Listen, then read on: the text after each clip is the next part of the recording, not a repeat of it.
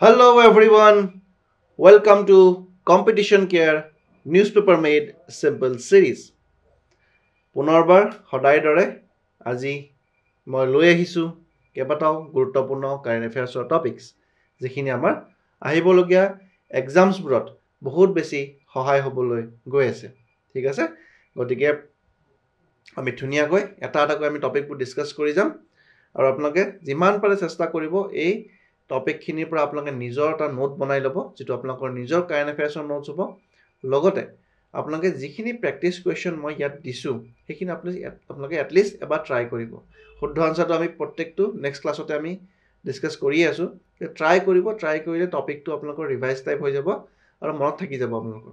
ঠিক আছে, গতিকে যিখিনি MCQs আমি দি আছোঁ সেইখিনি ধুনীয়াকৈ আপোনালোকে ডিছকাছ কৰক আৰু ইয়াৰ পিছৰে পৰা আমি লাহেকৈ মেইনছৰ ফালে আমি অকণমান ফ'কাছ কৰিম, কাৰণ আফটাৰ প্ৰিলিমছ আমি মেইনছৰ কাৰণে প্ৰিপেয়াৰ কৰিব লাগিব। গতিকে NMSত আমি যিমানখিনি পাৰোঁ মেইনছৰ কণ্টেণ্ট আমি দিবলৈ চেষ্টা কৰিম। গতিকে এনেকুৱাকৈ আমি আৰম্ভ কৰি যাম। চ' লাষ্ট ক্লাছত যিখিনি আমি কুৱেশ্যনছ দিছিলোঁ সেই কুৱেশ্যনছখিনি এবাৰ আমি ডিছকাছ কৰি লওঁ। ফাৰ্ষ্ট কুৱেশ্যনটোৰ শুদ্ধ আনচাৰ হ'ল অপশ্যন নম্বৰ চি। যিসকলে অপশ্যন নম্বৰ চিটো টিক কৰিছিলে তেখেতসকলক বহুত বহুত ধন্যবাদ। দেন ছেকেণ্ডটো আছিলে GI টেগৰ ওপৰত, সেইটোৰ option number C is the correct answer. Then machine learning, এইটো আমি টপিকটো ডিছকাছ কৰিছিলোঁৱে, that is also' option number C, department of science and technology. Then Bharat Shakti, এইটো আমাৰ টপিক আছিলে লাষ্ট ক্লাছত, আৰু ইয়াৰ শুদ্ধ আনচাৰটো হ'ল অপশ্যন নম্বৰ ডি, পোখৰাণ। ঠিক আছে, চ' এইখিনি আছিলে আমাৰ লাষ্ট ক্লাছৰ যিখিনি ভিডিঅ'জ আমি যিখিনি টপিক ডিছকাছ কৰিলোঁ তাৰ ওপৰত বেছ কৰা কিছুমান কুৱেশ্যনছ। এতিয়া আহিছোঁ আজি আমাৰ মূল বিষয়বস্তুলৈ, যিটো বহুত ইম্পৰ্টেণ্ট হৈ আছে। মই প্ৰায় ৰিচেণ্ট 2-3টা ভিডিঅ'জত আপোনালোকক কৈ আছোঁ যে ছেমি কণ্ডাক্টৰ ইণ্ডাষ্ট্ৰি এটা অসমত খোলা হ'ব। ক'ত? জাগিৰত, যিটো জাগিৰত আগতে পেপাৰ মিল আছিলে, সেই পেপাৰ মিলটো ইতিমধ্যে বন্ধ কৰি দিয়া হৈছে আৰু তাৰ জেগাত আমি ছেমি কণ্ডাক্টৰ ইণ্ডাষ্ট্ৰি এটা বনাবলৈ গৈ আছোঁ, যিটোৱে অসমৰ ভৱিষ্যত আৰু বেছি ভাল কৰিব বুলি আমি আশা কৰিব পাৰোঁ। আৰু ছেমি কণ্ডাক্টৰ ইণ্ডাষ্ট্ৰিটোৱে আহিবলগীয়া আমাৰ টেকনলজি ফিল্ডত অসমক বহুতখিনি আগুৱাই লৈ যাব বুলি আমি আশা কৰিব পাৰোঁ। গতিকে কি কাৰেণ্ট ডেভেলপমেণ্ট আহিছে আমি অকণমান ডিছকাছ কৰোঁ। Prime Minister Narendra Modi virtually laid the foundation stone for 27,000 crore. ভাবকচোন কিমান মেছিভ ইনভেষ্টমেণ্ট হয়। 27,000 কোটি টকাৰ এইটো project, semi conductor assembly and test facility at Jagiroad in Morigaon. গতিকে জাগিৰোডবাসীৰ বাবে হওক বা মৰিগাঁওবাসীৰ বাবেই হওক বা অভাৰঅল অসমবাসীৰ বাবে এটা খুব ভাল খবৰ। আৰু আমাৰ উঠি অহা প্ৰজন্ম যিখিনি টেকনলজি ফিল্ডত কাম কৰিব চেষ্টা কৰিছে, তেওঁলোকে টেকনলজিত ভাল পায়, তেখেতসকলৰ কাৰণে এটা খুব সোণালী সুযোগ বুলি আমি ক'ব পাৰোঁ। গতিকে এই ছেমি কণ্ডাক্টৰ ইণ্ডাষ্ট্ৰিটো এবাৰ অসমত বিল্ড হৈ যোৱাৰ পিছত ইয়াত বহুতখিনি নিবনুৱা যুৱক যুৱতীয়ে এই কৰ্মক্ষেত্ৰত তেওঁলোকে নিজকে সংস্থাপন কৰিব পাৰিব। It is a greenfield project of Tata Electronics. Greenfield মানে আমি গম পাওঁ আজিকালি মেক্সিমাম বস্তুবোৰ তেওঁলোকে কি কৰিছে, ছাষ্টেইনেবল মেনাৰত তেওঁলোকে বনাবলৈ চেষ্টা কৰিছে। গতিকে এই ফেক্টৰীটো ন' ডাউট ফেক্টৰী এটা এষ্টাব্লিছ হ'লে তাত পলিউটেণ্ট থাকিব, কিন্তু চেষ্টা কৰা হৈছে যে এই গ্ৰীণফিল্ড এইটো প্ৰজেক্ট এটা হিচাপত হওক, চ' ডেট ইয়াৰ পৰা যিখিনি এনাৰ্জি ৰিকুৱাৰমেণ্ট হ'ব এই এনাৰ্জি ৰিকুৱাৰমেণ্টখিনি আমি পাৰিলে ৰিনিউৱেবল চ'ৰ্চ অফ এনাৰ্জিৰ পৰা আমি জেনেৰেট কৰিব বিচাৰিম। আৰু ইয়াত আমি চেষ্টা কৰিম যে মিনিমামতকৈ মিনিমাম পলিউটেণ্ট যাতে এই ফেক্টৰীৰ পৰা জেনেৰেট হওক। ই ৱেষ্ট যিটো জেনেৰেশ্যন আছে, ই ৱেষ্ট জেনেৰেশ্যনটো আমি কৰিব লাগিব, প্ৰপাৰ মেনেজমেণ্ট কৰিব লাগিব। এই গোটেইখিনি বস্তু মিলি পেলাই গ্ৰীণফিল্ড প্ৰজেক্ট এটা আমি ক'ব পাৰোঁ। আৰু কোনে এই প্ৰজেক্টটো কৰিব? সেইটো কৰিব টাটা ইলেক্ট্ৰনিক্সে। ঠিক আছে, গভৰ্ণমেণ্ট অফ ইণ্ডিয়াই ফাণ্ড কৰিব, কিন্তু গোটেই প্ৰজেক্টটো হ'ব টাটা ইলেক্ট্ৰনিক্সৰ আণ্ডাৰত, which is coming up on the site of Hindustan paper corporation limited. যিটো আমি ক'লোৱে কাগজ পেপাৰ মিল আছিলে, সেইটো মিলৰ জেগাত এতিয়া আমাৰ এইটো হ'ব আমাৰ semiconductor industry, which had to be closed down in the state. Then the company will build the facility focusing on 3 key platform technologies. সেইটো কিবা wire bond, flip chip and differentiated offering called integrated system packaging. গতিকে এইবোৰ technological term হয়। ঠিক আছে, এইকেইটা বস্তু basically তেওঁলোকে মেনুফেকচাৰ কৰিব বুলি কৈছে এই প্লাণ্টটোত। ঠিক আছে, গতিকে এইবোৰ কি হয় আমি পৰৱৰ্তী সময়ত অকমান চাম বাৰু কিন্তু বেসিক্যালি ব্লক টেকনলজিৰ লগত সেমিকন্ডাক্টৰ ইন্ডাস্ট্ৰিটোৰ লগত ৰিলেটেড হয় তেওঁলোকে এইখিনি বস্তু তেওঁলোকে বিল্ড কৰিব The project is envisioned under the Center's Semiconductor Policy under India Semiconductor Mission and Assam Government's Electronics Policy.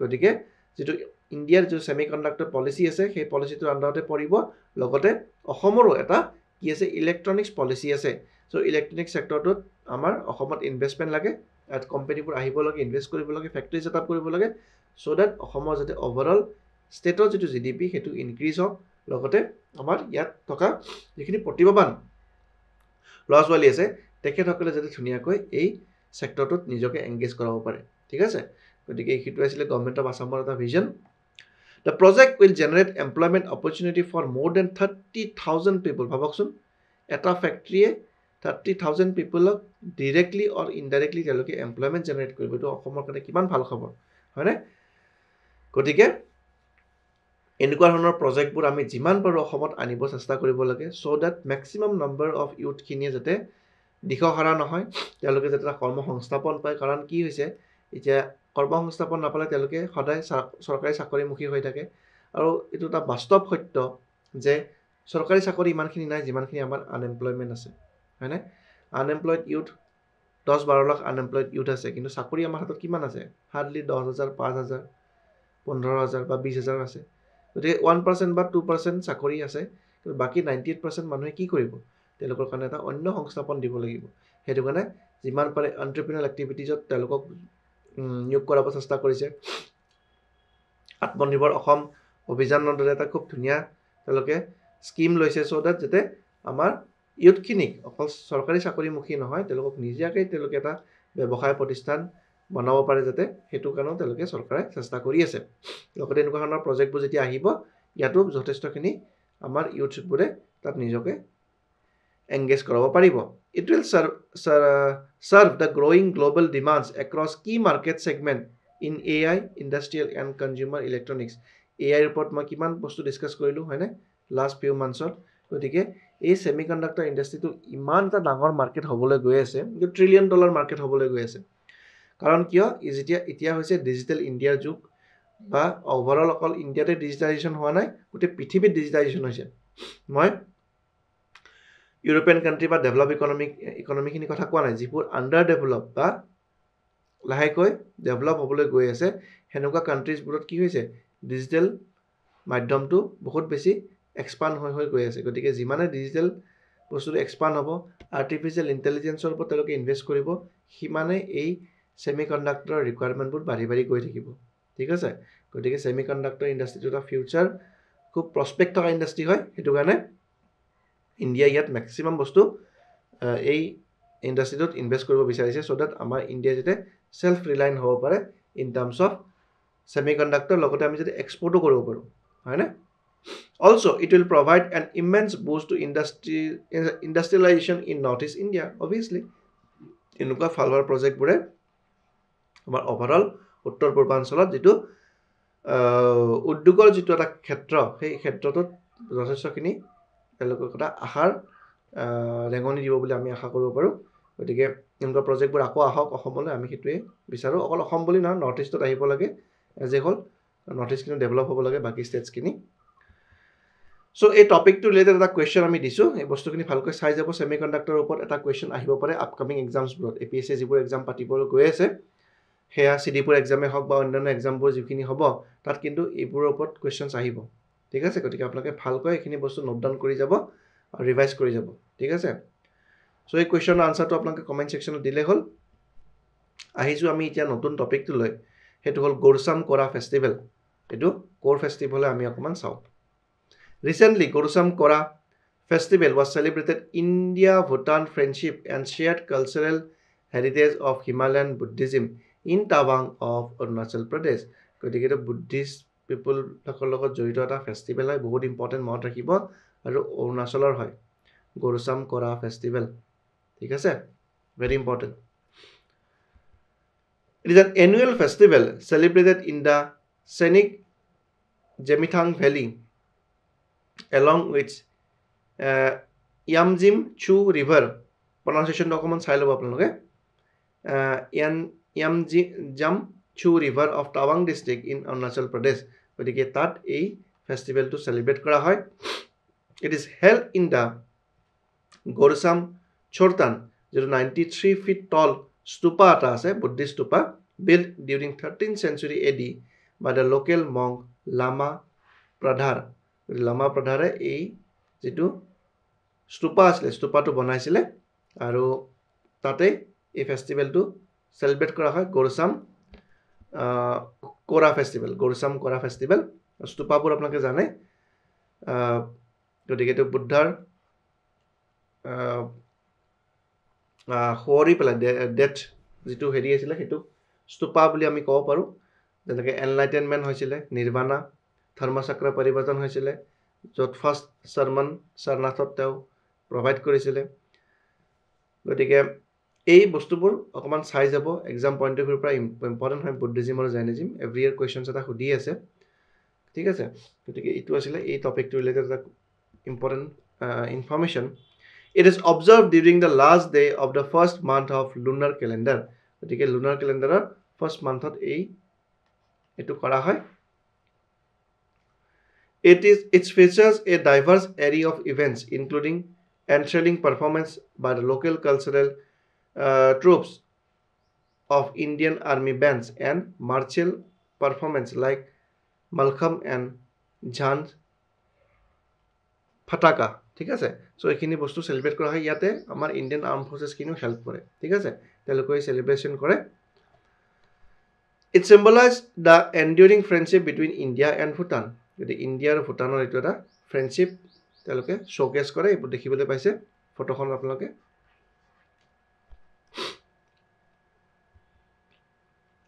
The 14th Dalai Lama found refuge upon his escape from Tibet in 1959 in Gemithang Valley.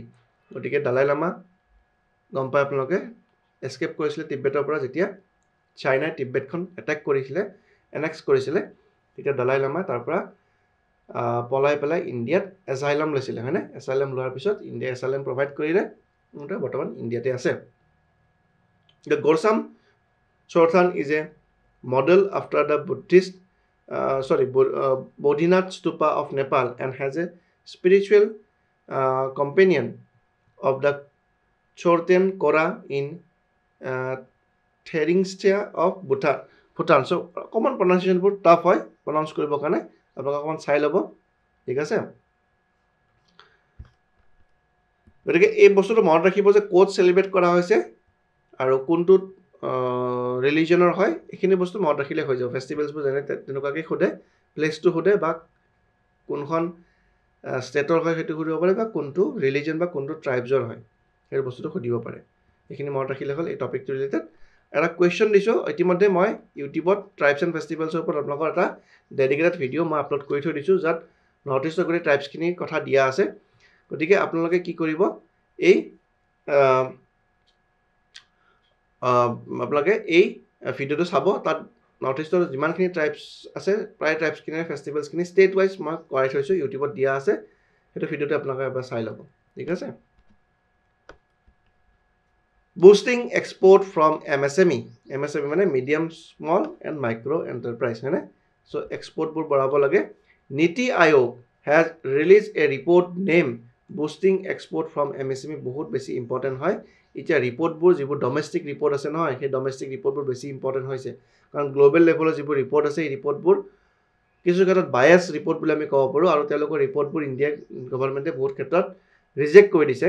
গতিকে সেইটো কাৰণে আজিকালি global ৰিপৰ্টবোৰ সোধাতকৈ আমাৰ ইণ্ডিয়াৰ যিবোৰ domestic institution আছে তেওঁলোকে যিবোৰ ৰিপৰ্ট দিয়ে সেই ৰিপৰ্টবোৰ বেছি ইম্পৰ্টেণ্ট হৈছে. আৰু তাৰে one of the main prime institution হৈছে নীতি আয়োগ, হয়নে? নীতি আয়োগৰ যিমানবোৰ ৰিপৰ্ট আছে, multi dimension poverty index very very important হয়, সেইটো নীতি আয়োগে দিয়ে. গতিকে নীতি আয়োগৰ সেই ৰিপৰ্টটো ইম্পৰ্টেণ্ট হয় both in prelims and mains. গতিকে তেওঁৰ সেই ৰিপৰ্টত যি কৈছে তাৰ পৰা কিমানখিনি পভাৰ্টি লাইনৰ পৰা মানুহ আপলিফ্ট হৈছে এই বস্তুবোৰ লাগিব, কিন্তু আপকামিং মেইনছত তাৰ পৰা ডাটাবোৰ কোড কৰি লিখিব লাগিব. সেইকাৰণে বাজেটখন ইম্পৰ্টেণ্ট হয়. বাজেটত সেই ডাটাবোৰ আহিছিলে, গতিকে আমি এইবোৰ বস্তু প্ৰভাইড কৰি দিম মেইনছৰ সময়ত. গতিকে এই ৰিপৰ্টবোৰ ইণ্ডাষ্ট্ৰিজবোৰ যিবোৰ আমাৰ ডমেষ্টিক ইনষ্টিটিউশ্যনবিলাকে দি আছে এইবোৰ অকণমান চাই যাব দেই চ' বুষ্টিং এক্সপৰ্ট ফ্ৰম MSME এই ৰিপৰ্টটো কোনে দিছে সেইটো দিছে নীতি আয়োগে which includes measures for boosting e-commerce export গতিকে e-commerce মানে Amazon Flipkart যেনেকুৱাকৈ আমাৰ বস্তুবোৰ যায় সেইটো e-commerce বুলি কয় হয়নে চ' তাত তেওঁলোকে MSME ক্ষেত্ৰটোতো আমি তেওঁলোকে অকণমান কি কৰিছে এক্সপৰ্ট কৰিবৰ কাৰণে চেষ্টা কৰিছে MSMEs are often called the powerhouse of Indian economy definitely আৰু মই যেটো কথা কৈছিল আপোনালোকক বহুত দিন আগতে যে by 2047 আমি ডেভেলপ ইকনমি হ'বলৈ গৈ আছো তাত MSME ৰোলটো বহুত বেছি ইম্পৰ্টেন্ট হ'ব one of the crucial role play কৰিব MSME সেক্টৰটোৱে গতিকে সেইটো কাৰণে MSME সেক্টৰ আমি যিমান পাৰো চেষ্টা কৰিব লাগে যে তেওঁলোকক আপলিফ্ট কৰিব লাগে MSME ৰ পৰা যিমানখিনি আউটপুট আহিব সিমানখিনি আউটপুটে আমাক হেল্প কৰিব 2047 ত ডেভেলপ ইকনমি হ'বৰ কাৰণে ঠিক আছে লাৰ্জ স্কেল ইণ্ডাষ্ট্ৰি ইণ্ডিয়াত বহুত কম আছে আৰু লাৰ্জ স্কেল ইণ্ডাষ্ট্ৰিৰ পৰা কন্ট্ৰিবিউশন যিমান আছে তাতকৈ বহুত বেছি কন্ট্ৰিবিউশন আছে আমাৰ MSME সেক্টৰৰ ঠিক আছে they count more than 11 crore jobs চিন্তা কৰক আপোনালোকে around 27% of India's GDP এটো বৰ্তমান আৰু ভৱিষ্যতে এটো হ'ব almost 40 to 50% of the India's GDP গতিকে ইণ্ডিয়াৰ GDP ৰ আধা শতাংশ কোনে ৰান কৰিব MSME সেক্টৰে গতিকে আপোনালোকে ইতিমধ্যে বুজি পাইছে যে কিমান ইম্পৰ্টেন্ট হয় এতিয়া বৰ্তমান 11 কোটি জব প্ৰভাইড কৰি আছে MSME সেক্টৰটোৱে কিন্তু বাই 2047 এই 11 কোটিটো গৈ প্লাই মিনিমাম 40 crores তেওঁলোকে কি কৰিব এমপ্লয়মেন্ট জেনাৰেট কৰিব ইণ্ডিয়াত ঠিক আছে গতিকে এই বস্তুবোৰ বহুত ইম্পৰ্টেন্ট হয় MSME সেক্টৰক আমি যিমান পাৰো আমি তেওঁলোকক হিমান আমি হেল্প কৰিব লাগে ঠিক আছে anyways the sector consists of around 6.4 crore MSME with 1.5 crore of them registered in Udyam portal and employs around 23% of Indian labor force চিন্তা কৰক এই বস্তুবোৰ কিমান ইম্পৰ্টেন্ট ফ্যাক্টস এন্ড ফিগাৰস ইয়াত মই দিছো এখিনি বস্তু আপোনালোকক মেইনছৰ আনসাৰস লিখিবৰ কাৰণে হেল্প কৰিব MSME সেক্টৰ GS পেপাৰ 3 কাৰণে বহুত ইম্পৰ্টেন্ট হয় এটা কোৱেশ্চন আহিব পাৰে বহুত বেছি চান্স আছে সো তাত আপোনালোকে এইবোৰ বস্তু কোড কৰিলে কিমান ধুনীয়া আনসাৰস এটা হ'ব ভাবকচোন উইথ ফ্যাক্টস এন্ড ফিগাৰস হয়নে সো এটো কাৰণে মই কৈছো আপোনালোকে নোট ডাউন কৰি যাব একেবাৰে ইম্পৰ্টেন্ট পইণ্টছ বোৰ মই ইয়াত কৈ আছো ঠিক আছে then making it second largest employer in India after agriculture গতিকে এগ্ৰিকালচাৰ সেক্টৰত বহুতখিনি এমপ্লয়েড হয় মানুহ হয়নে তাৰ পিছতে সেকেন্ড হাইয়েস্ট কোড দিছে MSME সেক্টৰ দিছে কাৰণ সাৰ্ভিস সেক্টৰৰ পৰা আমাৰ ইমানখিনি এমপ্লয়মেন্ট জেনাৰেশন নহয় হ'ব they account for 38.4% of the total manufacturing output and contribute 45.03 of the country's total export গোটেইখিনি ডাটা ইম্পৰ্টেন্ট হয় ঠিক আছে ভালকৈ নোট ডাউন কৰি যাব ৰেড মাৰ্ক কৰি মই দি দিছো sectors potential to kiman ase ami saw sectors where Indian MSME can participate and compete with export market include handicraft handloom textile ayurveda and herbal supplements leather goods imitation jewelry and wooden products এইবোৰৰ ক্ষেত্ৰত আমাৰ MSME সেক্টৰটোত বহুত বেছি potential আছে ঠিক আছে handicraft handloom textile বাংলাদেশে বহুত ভাল কাম কৰি আছে handloom textile গতি সেইবোৰ বস্তুত আমি মাৰ্কেটখন ভাল কৰি ল'ব লাগিব আয়ুৰ্বেদা বা হাৰ্বেল সাপ্লিমেন্টস এইবোৰ আমাৰ ইণ্ডিয়াৰ একদম ওল্ডেষ্ট মেডিসিন বুলি আমি ক'ব পাৰো সো সেইবোৰ আমি কৰিব লেডাৰ গুডস আমি কৰিব পাৰো জুৱেলাৰীত আমাৰ খুব ভাল দখলতা আছে গতিকে এই বস্তুবোৰ আমি যিমান পাৰো আমি বিশ্বৰ দেশবোৰলৈ আমি এক্সপোৰ্ট কৰিব পাৰো হেতু কাৰণে গভৰ্নমেন্ট অফ ইণ্ডিয়া কি কৰিছে যিমান পাৰে ফ্ৰী ট্ৰেড এগ্ৰিমেন্টবোৰ যেটো FTA বুলি কয় হেবু সাইন কৰিব চেষ্টা কৰি আছে যিমানে হেবু সাইন কৰিম সিমানে আমি এই প্ৰডাক্টবোৰ বেচিব পাৰিম বিক্ৰী কৰিব পাৰিম হয়নে export represent an enormous and underutilized opportunity for the MSME sector definitely হয় to globally these sectors constitute substantial markets exceeding $340 billion where their domestic market is considerably smaller গতিকে কি কৈছে যে export represent an enormous and underutilized opportunity for MSME sector গতিকে এটো সেক্টৰটো মান বেছি important হয় কিন্তু এটো কি হৈ আছে যিমানখিনি পটেনশিয়াল আছিল সেইখিনি পটেনশিয়াল ইয়াৰ প্ৰপাৰলি ইউটিলাইজ হোৱা নাই MSME সেক্টৰটো ঠিক আছে globally this sector constitute substantial market exceeding $340 billion কিমান ডাঙৰ মাৰ্কেট এখন আছে MSME সেক্টৰত হয়নে challenges কি আছে definitely challenges আছে it proves more challenging for small enterprises to enter foreign markets গতিকে foreign market খন এন্টাৰ কৰিব কাৰণে MSME সেক্টৰ বিলাকৰ অকমান অসুবিধা হয় কি অসুবিধা হয় কাৰণ তেওঁলোকৰ যেটো কষ্টটো ডেফিনেটলি কম, কিন্তু কোৱালিটি কৰবাত নহয় কৰবাত কম্প্ৰমাইজ হয়, ঠিক আছে। যিমান আমি কষ্টবোৰ কমাই দিম সিমানে কোৱালিটি কম্প্ৰমাইজ হয়। আৰু আপোনালোকে গম পায় যে ইউৰোপৰ মাৰ্কেটবোৰ কেপচাৰ কৰিব লগা হ'লে আপোনালোকে কষ্টৰ লগতে কোৱালিটিত বহুত বেছি গুৰুত্ব দি থাকে। কষ্টটো লগালে অকণ বেছি হ'লেও প্ৰব্লেম নাই, কিন্তু কোৱালিটিত তেওঁলোকে কোনো ধৰণৰ কম্প্ৰমাইজ নকৰে। সেইটো কাৰণে MSME চেক্টৰবিলাকে কৰবাত নহয় কৰবাত এটা চেলেঞ্জ ফেচ কৰি আছে in terms of maintaining their quality, ঠিক আছে। মই কোৱা নাই যে MSME চেক্টৰে বেয়া কোৱালিটিৰ বস্তু প্ৰডিউচ কৰি আছে, এইটো কোৱা নাই। বাট যিখন ইউৰোপৰ মাৰ্কেট আমি ক'ব পাৰোঁ বা ৱেষ্টাৰ্ণ কাণ্ট্ৰিবিলাকৰ যিটো মাৰ্কেট, সেই মাৰ্কেটখন দখল কৰিব যাওঁতে কিছু অসুবিধা হৈছে, হয়নে? তেওঁলোকৰ ষ্টেণ্ডাৰ্ডবোৰ মিট কৰিব লাগিলে আমি কষ্ট বঢ়াব লাগিব, আৰু কষ্ট বঢ়ালে আমাৰ কি হ'ব? MSME চেক্টৰবিলাকে অকণমান অসুবিধা পাব, কাৰণ ডমেষ্টিক মাৰ্কেটখন তেওঁলোকে ধৰি আছে। কষ্টটো বঢ়াই দিয়াৰ লগে লগে ডমেষ্টিক মাৰ্কেটখনতো তেওঁলোকৰ এটা হোল্ড যিটো আছিলে সেই হোল্ডটো কমি যাব, হয়নে? গতিকে এইখিনি বস্তু চেলেঞ্জ হিচাপত তেওঁলোকে ফেচ কৰি আছে, সেইখিনি কথা ইয়াত দি আছে কষ্টৰ কথাটো। Then however the emergence of both broad and niche e-commerce marketplace addresses many of these barriers. গতিকে সেই বেৰিয়াৰটো ই-কমাৰ্চবিলাকে প্ৰভাইড কৰি আছে, ঠিক আছে, বাধাবোৰ। ৰেকমেণ্ডেশ্যন কি কি হ'ব পাৰে? Create one stop information channel for exporters, create national trade network as comprehensive trade portal, promote e-commerce export, লগতে improve access to import finance and promote ease of merchandise export. এইকেইটা হ'ল আমাৰ ৰেকমেণ্ডেশ্যন। এইবোৰ আমি লিখিব পাৰিম ৱে ফৰৱাৰ্ড হিচাপত, যে আমি MSME চেক্টৰটো এক্সপৰ্ট কৰিব লগা হ'লে কোনকেইটা চেক্টৰত বা কোনকেইটা ছেগমেণ্টত আমি বেছিকৈ গুৰুত্ব দিব লাগিব, এইকেইটা ছেগমেণ্টত আমি গুৰুত্ব দিব লাগিব।